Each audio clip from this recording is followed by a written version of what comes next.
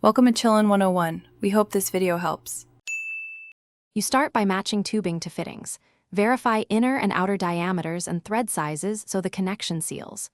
Once matched, cut the Ptfe squarely with a sharp blade or dedicated cutter. A crooked cut prevents seal.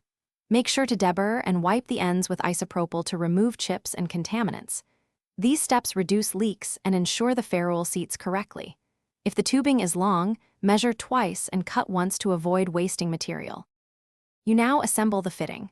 Slide the nut onto the tubing, followed by the ferrule in the correct orientation. Note which side faces the fitting body. Push the tubing into the fitting until it bottoms against the shoulder so the ferrule can compress properly.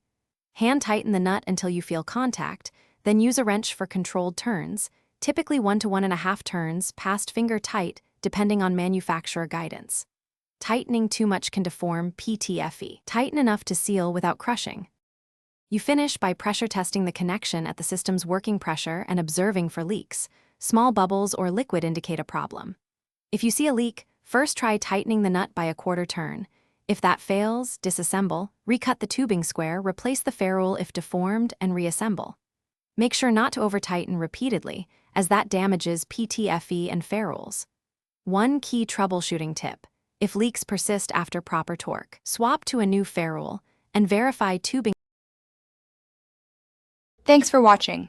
Consider subscribing if we helped you.